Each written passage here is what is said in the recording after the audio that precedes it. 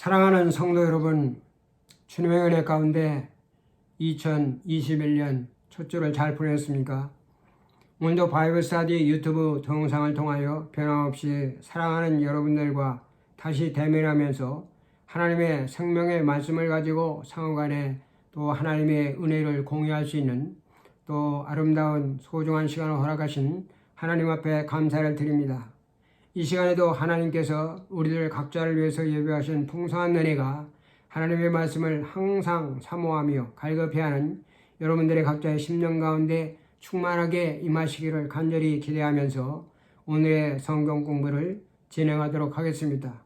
우리 먼저 기도하시겠습니다. 너희는 유혹의 욕심을 따라 썩어져가는 구습을 쫓는 옛사람의 행위를 벗어버리고 오직 심령으로 새롭게 되어 하나님을 따라 의와 진리와 거룩함으로 지으심을 입은 새 사람이 되라 말씀하신 살아계신 하나님 아버지, 2021년 새해를 허락하시고 첫 주 한 주간 동안에도 하나님의 변함없는 사랑과 은혜와 성령의 인도하심 가운데 우리의 삶을 주관하여 주심으로 말미암아 하나님께 주신 믿음과 말씀에 의지해서 우리의 주어진 삶들을 성실함으로 또 한 주간 동안에도 잘 감당할 수 있도록 인도하여 주심을 진심으로 감사합니다.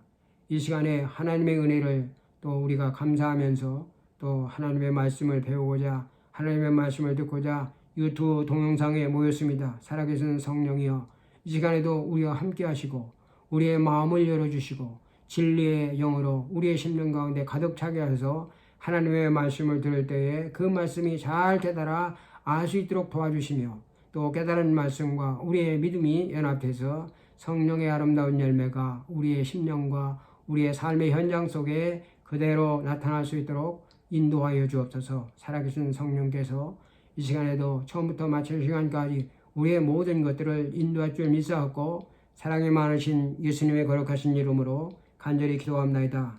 아멘. 우리는 지금까지 Exploration about the Bible이라고 하는 제목을 가지고 바이블 스터디를 계속적으로 진행해 오고 있습니다. 지난 시간에는요, God's part in man for salvation, 인간을 구원하기 위해서 하나님께서 인간 속에서 행하시는 중요한 사건들 가운데 죄로부터의 해방을 의미하는 바로 이 justification, 칭의에 관한 중요한 내용들을 하나님의 말씀을 가지고 탐구해 보았습니다. 칭의는 예수 그리스도를 믿는 믿음을 보시고 하나님께서 죄인을 의롭다 여기시는 신학적인 용어로서 동시에 법원에서 사용하는 이것이 법률적이고 사법적인 용어로서 기독교의 신앙의 핵심인 justification by faith, 이신칭의 신앙의 근간이 되는 것입니다. 여러분, 이것은 실제로 의롭기 때문에 의롭다 하는 것이 아니고 죄가 있음에도 불구하고 무죄를 선고하고 죄인을 의인이라 부르고 경건치 않은 자를 경건하다가 선포하는 것입니다. 칭의는 죄인을 의롭게 만드는 것이 결코 아닙니다. 죄인을 의롭다 여기시고 의롭다 칭하시는 것으로서 죄인의 내면에서 실제적으로 경험이 되는 본질적인 변화가 아니라 이것은 밖에서 일어나는 형식적이며 관계이며 신분상의 변화를 말하는 것입니다. 죄의 마음이 하나님의 마음처럼 거룩한 심령으로 바뀌어서 하나님의 자녀라 이렇게 부르는 것이 아니라 여전히 죄 가운데 있음에도 불구하고 하나님의 자녀로 삼아주는 은총이 바로 칭의라고 하는 것입니다. 여러분, 이 칭의는요, 중생과 adoption, 양자와 동시에라는 영적인 사건입니다. 우리가 죄를 회개할 때 하나님은 우리의 죄를 용서하십니다. 이게 칭의적인 사건이요. 칭의가 일어날 때 우리 인간의 내면 성령께서 우리의 심령을 거듭나게 하십니다. regeneration. 우리가 칭의를 받고 우리가 중생함으로 거듭나게 되면 우리는 하나님의 자녀로서 새로운 가족이 되는 adoption, 양자의 사건이 일어나게 됩니다. 그래서 칭의와 중생과 양자라고 하는 것은 동시적으로 함께 일어난다 해서 이것을 가리켜서 concomitant 이렇게 말하는 것입니다. 믿음으로 이루어지는 이신칭의의 사건은 예수님의 말씀이 물에 떨어지자 즉각적으로 물이 변하여 포도주가 된 것처럼 칭의와 중생과 양자라는 것은 순간적이고 즉각적이고 동시적으로 일어나는 영적인 사건이라 하는 것입니다. 그래서 종교의자 마르틴 루터는요, 가나의 혼인잔치에서 물이 변하여 포도주가 된 이 사건을 가리켜서 칭의와 중생을 가리키는 중요한 예표로 보았습니다. 칭의의 근거는 오직 예수의 피를 믿는 믿음으로 예수 그리스도의 의를 우리가 덧입는 것을 말하는 것입니다. 그래서 사도 바울은 로마서 3장 17절에서 오늘 하박국 선지자의 말씀을 그대로 인용해서 이렇게 말합니다. 복음에는 하나님의 의가 나타나서 믿음에서 믿음으로 이르게 하나니 기록된 바 오직 의인은 믿음으로 말미암아 살리라. 이렇게 암으로 말미암아 오늘 하나님의 칭의의 근거가 예수 그리스도의 속죄의 피를 믿는 믿음에 있음을 우리에게 확정하고 있습니다. 여러분, 칭의라고 하는 건 예수 그리스도의 속죄를 믿는 믿음을 보시고 의롭다고 여김을 받는 것입니다. 본질적으로 의로운 자가 의롭다 이렇게 여김을 받는 것이 아니라 본질적으로 사악한 자가 의롭다고 이게 불림을 받는 것입니다. 그렇기 때문에 문제는 본질상으로 악한 자가 어떻게 의롭다, 경건하다, 거룩하다 여김을 받을 수 있느냐 하는 것입니다. 어떻게 사악한 자를 우리가 의인이라 부를 수 있느냐 하는 것입니다. 여러분, 그것이 바로 복음 안에 숨겨진 이게 하나님의 구원의 비밀이며 신비라고 하는 것입니다. 칭의에 관련된 이 문제는요, 이게 imputation of righteousness, 의의 전가로만 이해될 수가 있는 것입니다.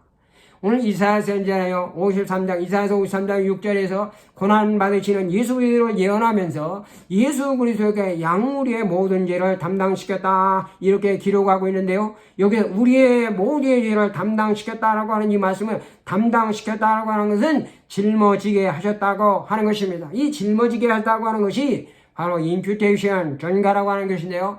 이것은 의도적으로 한 개인의 의로움이나 죄가나 인간적인 책무를 다른 사람들에게 이게 돌리는 것을 가리켜서 우리는 전가다, 임퓨테이다 이렇게 말합니다. 구약의 복음이요 속죄의 책이라고 하는 레위기서에서 이것을 아주 잘 설명해주고 있습니다. 이스라엘 백성들이 1년에 한 번씩 대속죄일이라고 있어가지고 이 대속죄일은 이스라엘 백성이 1년 동안의 모든 죄를 사함받는 아주 중대한 날이기 때문에 바로 이 대생은 매년마다 이게 두 마리의 염소를 취해가지고 하나는 하나님 앞에 속죄의 제물로 드립니다. 그리고 다른 하나는 아사스를 위해서 대제사장의 두 손으로 산 염소의 머리 위에 안수를 위해 무인지경에 사람 아무도 다니지 않은 깊은 유대의 광야에 가서 풀어주었습니다.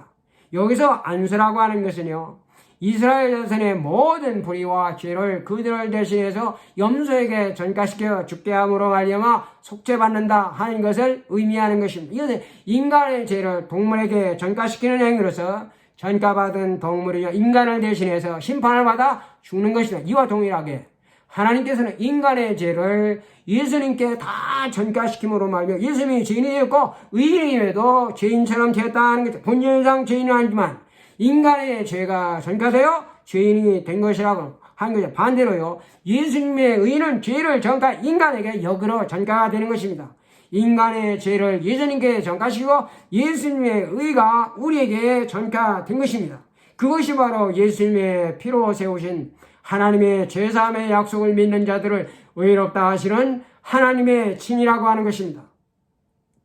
바울은 로마서 4장 전체를 통하여 의로 여기심을 받았다 하는 말을 11번이나 반복적으로 사용하는 말미암아 하나님으로부터 의롭다 여기심을 받은 아브라함의 믿음을 아주 격찬하고 있습니다. 아브라함을 가리켜서 믿음의 조상이라고 그가 로마서와 갈라디아서의 구원론을 펼치는 데 있어서 아브라함의 믿음을 통해서 전개하고 있는 것을 보게 됩니다. 그래서 하나님으로부터 의롭다 여기심을 받은 이게 아브라함의 칭의적인 믿음에 대해서 로마 4장은 우리에게 말씀하는데요. 그래서 한마디로 말한다면 바랄 수 없는 중에 바라고 믿었던 믿음이다. 오늘 이렇게 말씀을 하고 있습니다. 불가능한 것을 가능하라고 믿는 그 믿음으로 아브라함이 하나님 앞에 의로 여기심을 받았다고 하는 것은 어떻게 하나님께서 죄인을 의인이라고 간주해 주는 것이 가능한지를 우리에게 보여주는 것입니다. 하나님께서 죄인을 의인처럼 불러주는 것이 불가능해 보이지만 하나님께서 그 불가능 그 보이는 그 일을 예수의 죽음과 부활하심을 통해서 가능하게 만들었다 하는 사실을 믿는 사람들은 하나님께서 그 사람을 의로운 사람으로 여겨주시는 것입니다. 본질상 여전히 죄에 영향력있는 사람이지만 예수님 때문에 의로운 사람이라 간주해 주는 것입니다. 저는 한국에서 태어나 혈통상으로 한국의 국적을 가진 한국 사람입니다. 그러나 내가 미국에 와서 시민권을 획득함으로 귀하여 이제는 한국 국적을 이탈하고 미국 국적을 가진 자로서 혈통은 여성대로 한국 사람이면은 미국 국적의 법적인 소유권을 가지고 미국 사람과 동등한 대우와 법적인 보호와 대우와 그리고 혜택과 특권을 누리며 지금 살아가고 있습니다. 마찬가지로요. 우리는 아담의 피를 물려받아 본질상 죄인이지만 예수를 믿으면 하나님께서 예수님의 의를 우리에게 덧입혀 주시고 예수님과 동등한 의로운 자녀로서의 대우와 상속자의 특권을 가지고 우리가 살아가게 한다는 것입니다. 오늘 이것을 가리켜서 사도 요한은 이렇게 말합니다.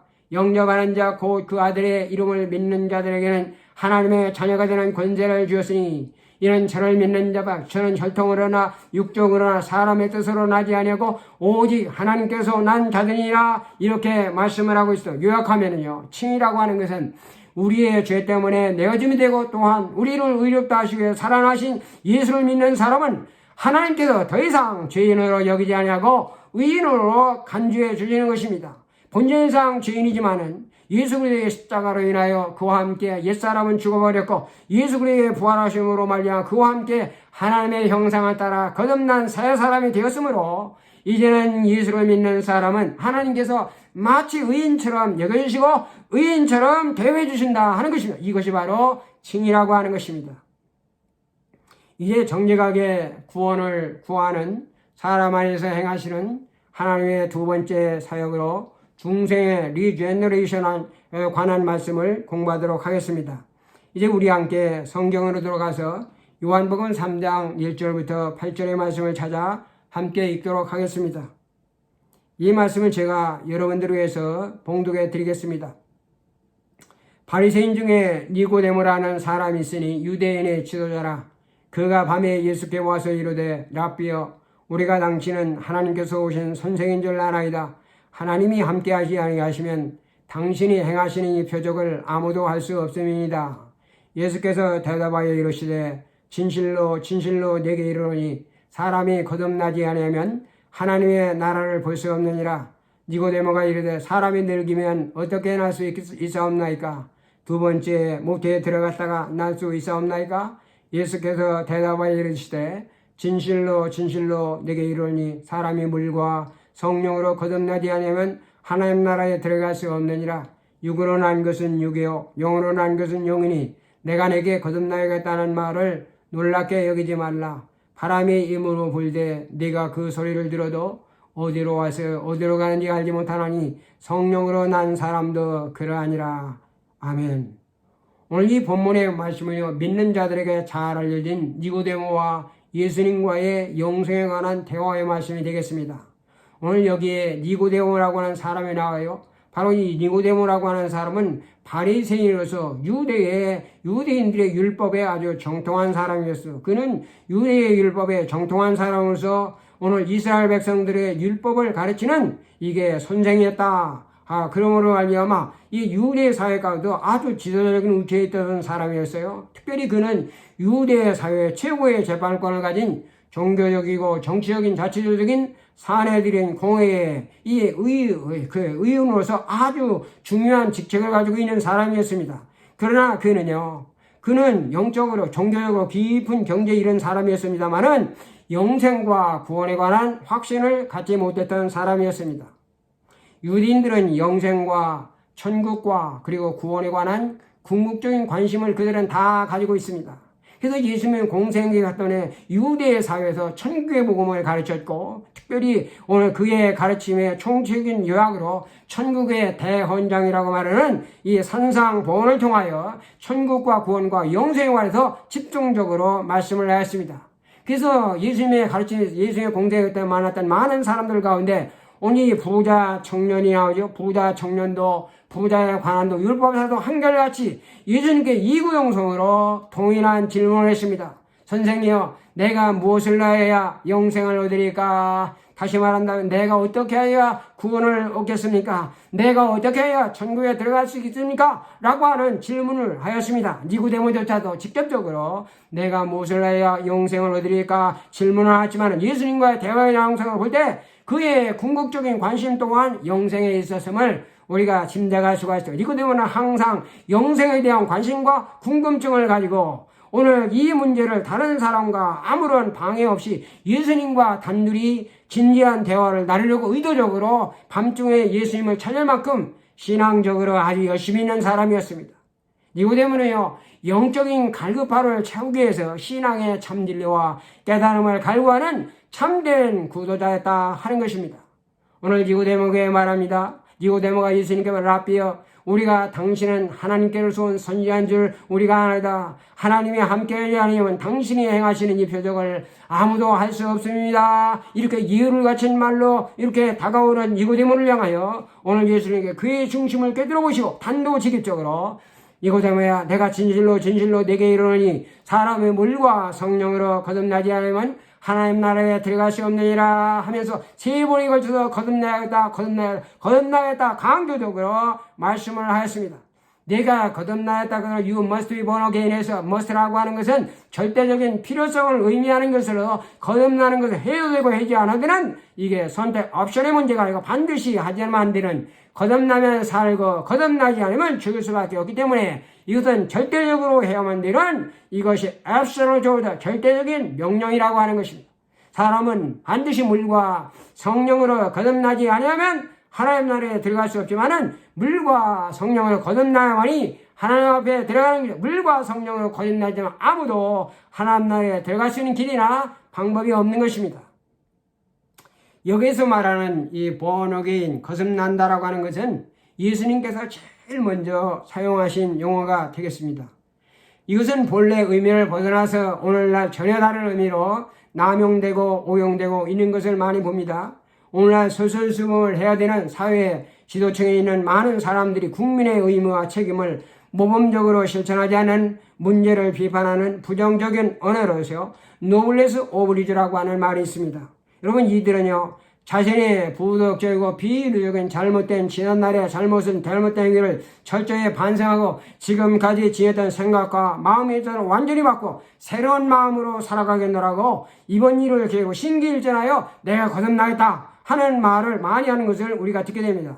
여러분, 그러나 거듭남이라고 하는 것은 마음의 변화와 관련된 윤리와 도덕적인 문제가 아니라 인간의 죽은 영이 다시 태어나는 생명과 신앙과 관련된 문제인 것입니다. 사람이 결심하고 결단한다고 되는 것이 아니라 하나님께서 성령을 통해서 다시 출생하게 하실 때만이 가능한 것임을 우리가 알아야만 하는 것입니다. 따라서 이 용어의 사용에 여러분들의 특별한 주의가 있어야 할 것입니다. 우리는 지금 사람 안에서 행하시는 하나님의 두 번째 사역인 리제너레이션, 중생에 관해서 공부를 하고 있습니다.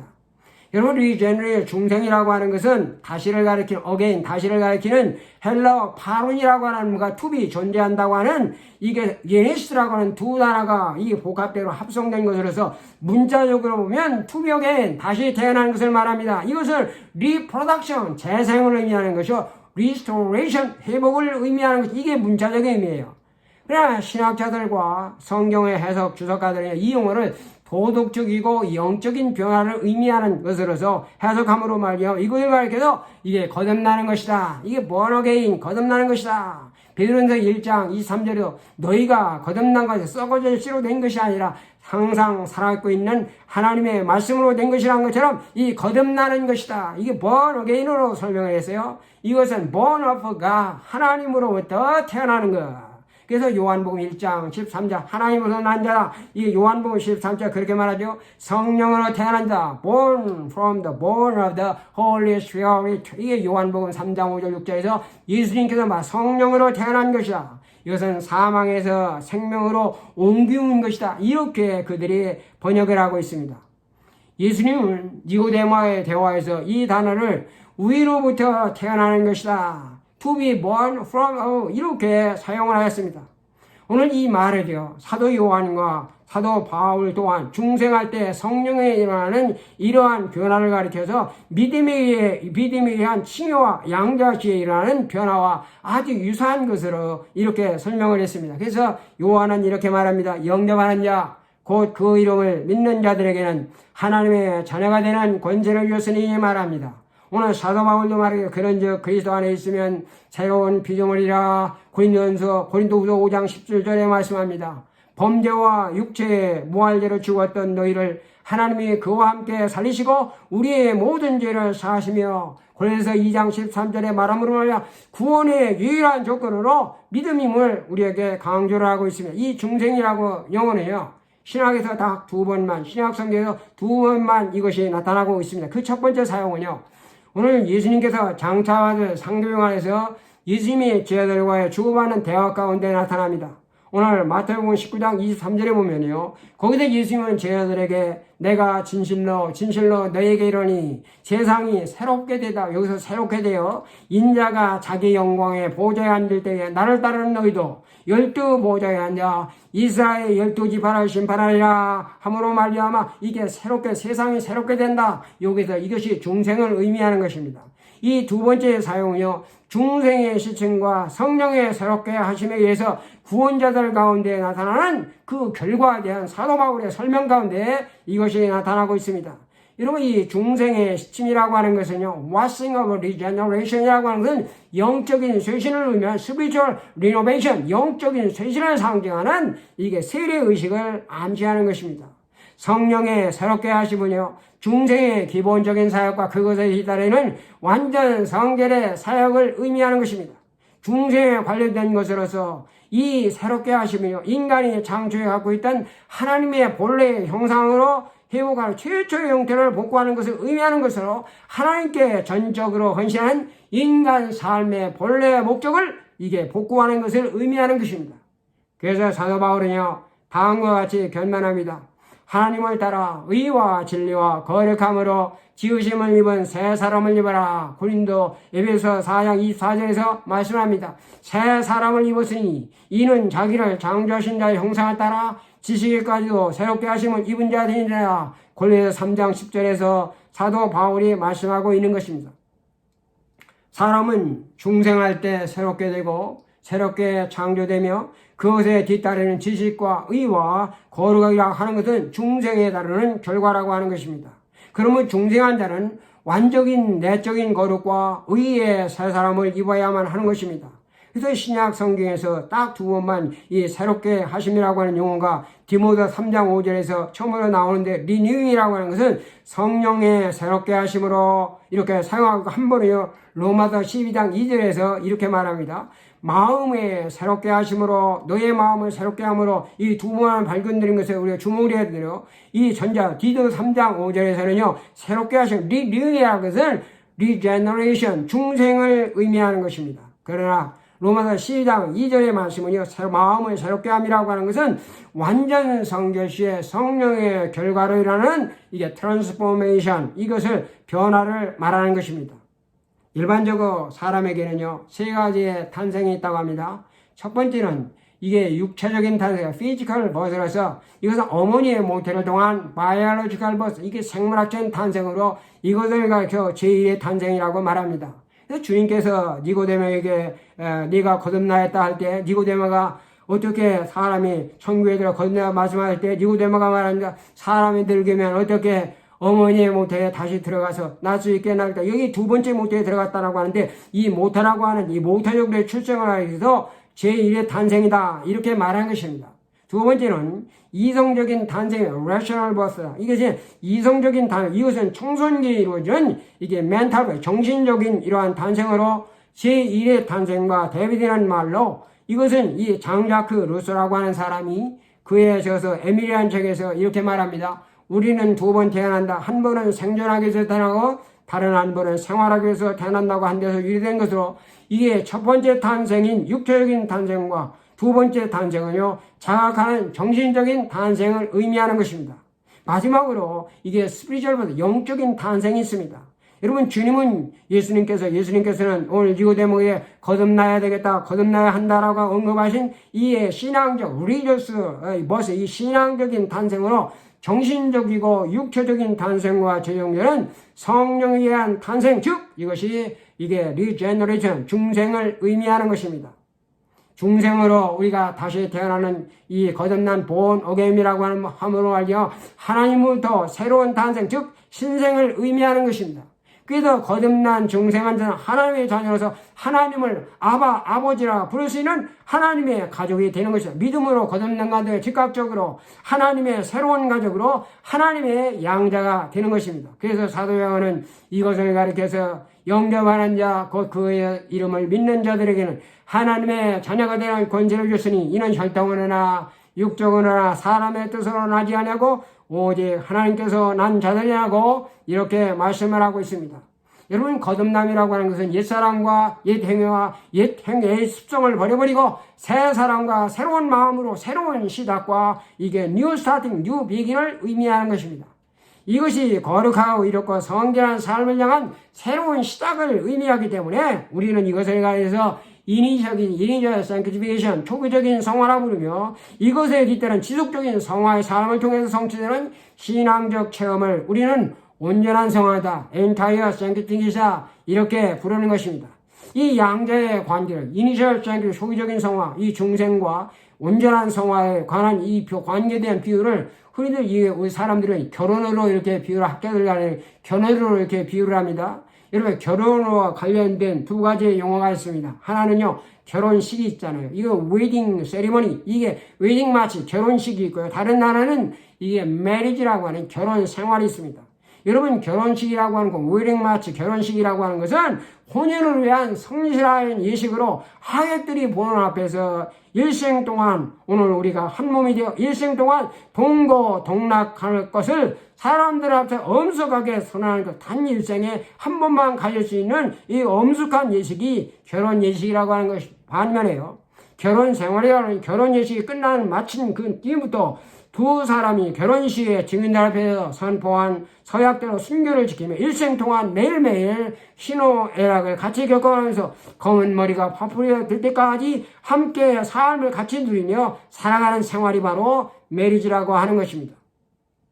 여러분, 거듭남은요, 신랑 되신 주님과 한몸됨을 온 세상에 선포하는 단 한 번의 사건으로 새로운 삶의 시작과 출발을 의기하는 이것이 초기적인 성화다. 이니셜 sanctification으로서 이것이 결혼 예식과 같은 것입니다. 반면에요, 결혼 생활은요, 결혼식에 뒤따른 순결한 삶을 일생 동안 지속해가는 실제적인 삶을 의미하는 entire sanctification, 온전한 성화와 같은 것입니다.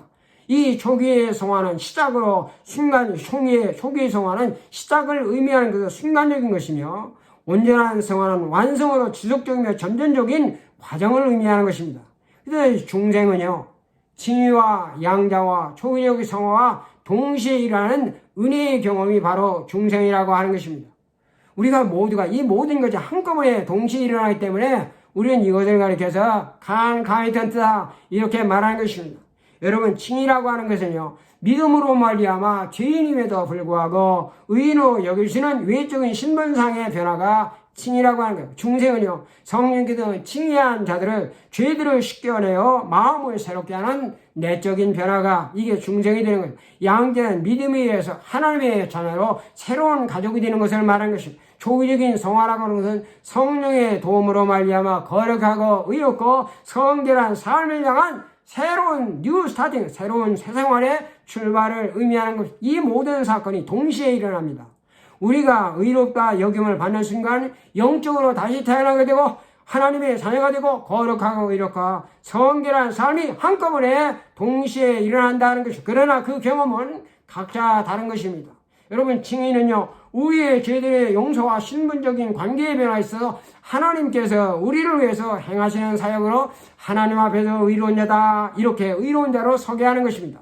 중생의 이 새롭게 된 의로운 관계를 토대로 새로운 생명을 부어줌을 통해서 칭의함을 받은 사람의 내적인 죄를 완전히 씻겨주는 영혼의 새롭게 하심으로 타락한 본성으로부터 완전히 갱신하는 것이 바로 이 중생이라고 하는 것입니다.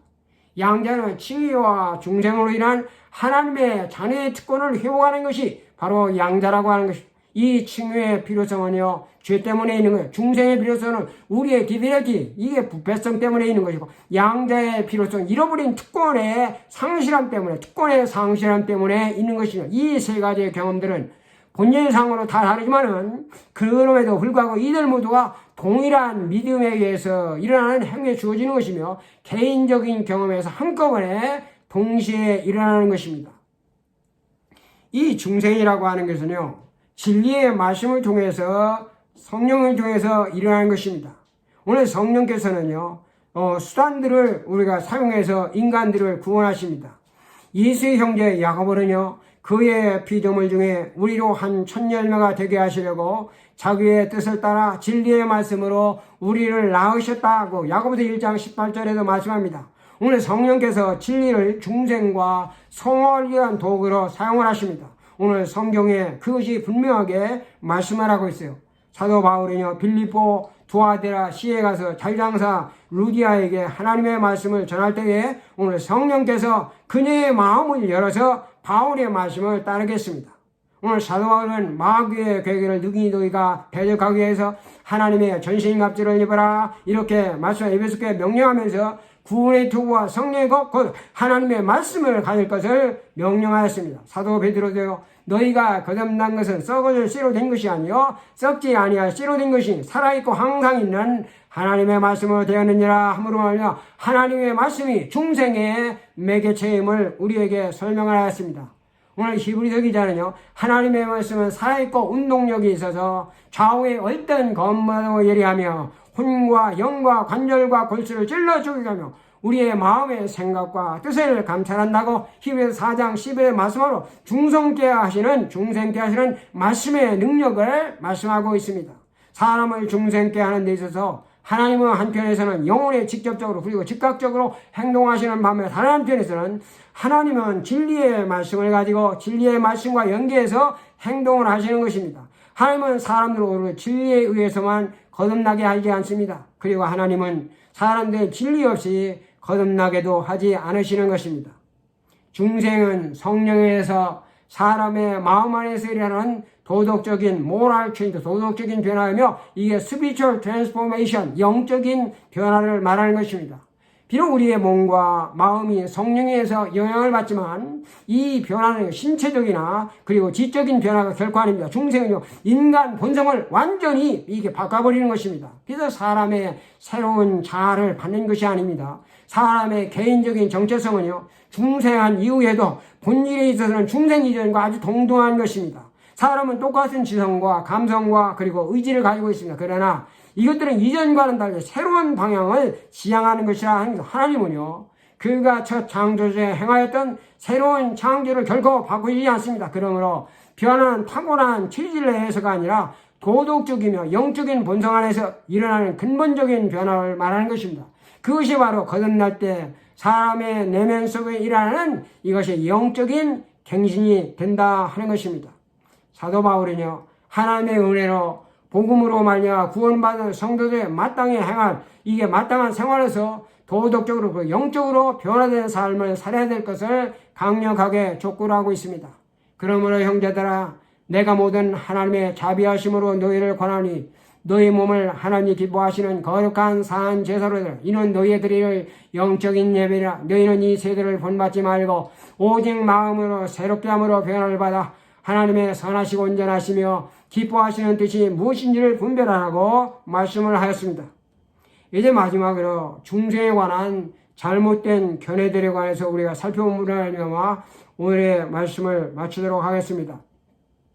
오늘 이 중생이라고 하는 것은요, 자연주의적인 진화의 과정 중에 나타나는 한 단계가 아니라고 하는 것이에요. 이게 자연적인 진화론자를 주장하는 사람도 어떤 생명체가 생존하기 위해서는 그 환경에 따라서 정감으로 발전해서 생존하게 된다. 이렇게 말한대요. 이 중생이라고 하는 것은 자연주의적인 진화의 과정 중에 한 단계가 아니라고 하는 것입니다. 거듭남이 사람 안에 이전에 존재하던 영적인 요소가 밖으로 드러난 것이 결코 아니라고 하는 것입니다. 이러한 주장은 잘못된 거예요. 하나님의 은혜를 떠난 인간은 이게 영적인 생명이 없는 것입니다.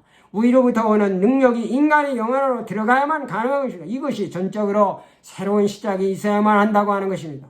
어떠한 심리학자들의 주장에 따르면 중생은 어린 시절에서 성인 시절로 이게 트랜지션, 이게 전이되는 것이다. 이렇게 말하는 사람도 있어요. 여러분의 청년의 시절은 현저한 이러한 변화의 시기인 것은 틀림없죠. 그러나 이 변화가 그것 자체로서 영적인 생명을 만들어내지는 못한다는 것입니다. 영적인 생명인 중생은요, 단순히 자연적인 발전의 한 과정이 아니라 그리스도 안에서 영을 완전히 새롭게 창조하는 성령의 특별한 사역이 되는 것입니다. 거듭남은요, 영의 낮은 단계에서 높은 단계로 올라가는 변화다. 이렇게 생각하는 사람들, 그러나 거듭남이라고 하는 부분적인 사역이 아니라 존재의 모든 본성을 완전히 변화시키는 것을 의미하는 것입니다. 여러분, 거듭남을 어떤 사람은 회개와 동일시하는 것으로 이렇게 생각하는 사람들이 있어요. 그러나 회개라고 하는 것은요, 거듭남에 이르는 하나의 준비적인 과정이기 때문에 거듭남과 회개는 결코 같은 것이 아니라 하는 것이, 중생은요, 죄의 지배를 일으키는 마음 전체의 갱신을 말하는 것입니다.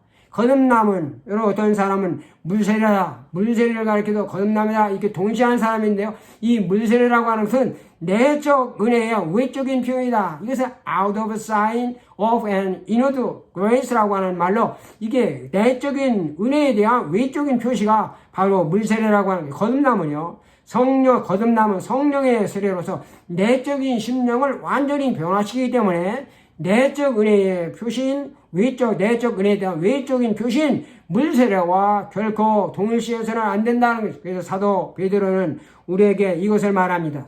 물은 예수 그리스도께서 부활하심으로 말미암아 이제 너희를 구하는 편이 곧 세례라. 이는 더러운 육체의 더러운 것을 제하버리며 하려 하나님을 향한 선한 양심의 간근이라. 베드로전서 3장 21절에 말한 이 선한 양심은요, 내적인 영적인 갱신을 떠나서는 결코 이것은 얻어질 수 없는 것입니다. 거듭남은 칭의와 초기의 성화와 동일시해서는 결코 안 되는 것입니다. 그들은 한꺼번에 동시에 일어나는 것을 말씀하며 경험이지만은 그 본질과 형태에 있어서는 각자의 경험에서 다른 것입니다. 여러분, 칭의라고 하는 것은 의로움의 법적인 선언이 바로 칭의라고 하는 거예요. 거듭남의 영적인 탄생으로 새로운 삶의 시작을 의미하는 초기 성화라고 하는 것은, 이것은 거룩과 의와 성결의 첫 번째 경험으로 두 번째 온전 성화를 향한 첫걸음의 시작으로 거듭남의 결과로서 나타나는 것입니다. 여러분이 칭의라고 하는 것은요, 죄를 향한 하나님의 태도의 변화를 의미하는 것입니다. 칭의는 선행 은총을 통하여서 구원과 회개의 필요성을 깨닫고 진심으로 죄를 뉘우치는, 그리고 구원받기를 원하는 믿음을 보시고 하나님께서 죄인을 의롭다 여기시는 밖에서 일어나는 하나의 형식적이며 신분상의 변화요, 관계상의 변화를 의미하는 것입니다. 반면에 중생은요, 우리의 내면의 심령의 내면에서 일어나는 실제적인 변화를 의미하는 것입니다. 중생은 사람 안에서 새 영으로 옛 영을 죽이는 것을 말합니다. 니고데모는, 예수님은 니고데모에게 말씀합니다. 요한복음 3장, 내가 진실로 내가 네게 이르노니 사람이 거듭나지 않으면 그는 결단코 하나님 나라를 볼 수 없느니라 라고 말씀해요. 예수님은 계속해서 설명하십니다. 육으로 난 것은 육이요 영으로 난 것은 영이다, 이렇게 말씀했습니다. 여러분, 성령으로 태어나는 것이 바로 중생인 것입니다. 그래서 그것을 거듭남, 신생, 다시 태어남이라고 부르는 것입니다. 이 중생은요, 사람이 하나님을 믿는 믿음에 의해서 일어나는 것입니다. 그래서 그리스도를 믿는 믿음으로 정직하게 구원을 찾는 사람은 거듭남을 경험하게 되는 것입니다. 그래서 요한 1서 5장 1절에 사도 요한을 말합니다. 예수가 그리스도이심을 믿는 사람은 하나님께로서 난 자들이라, 이렇게 말씀을 하고 있습니다. 하나님은 정직하게 구원을 찾는 자들을 하시고 그 사람에게 새 영을 부어주십니다. 중생은 사람의 영이 깨끗하게 세탁할 필요가 있는 더러운 셔츠와 같은 것이기 때문에 반드시 필요한 것입니다.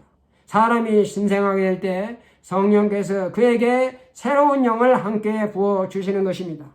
믿음으로 사람은 정직하게 구원을 찾게 되고, 그리고 중생에서 다시 태어나게 되는 것입니다. 중생은 사람의 마음 가운데 이루어지는 것입니다. 중생은 하나님께서 인간에서 행하시는 것을 묘사하는 것입니다. 힘은요, 하나님의 용서하심으로, 그리고 죄로부터의 해방인 것이며, 중생이라고 하는 것은 하나님께 주시는 새로운 탄생이라고 하는 사실을 여러분들이 꼭 기억하시길 바랍니다.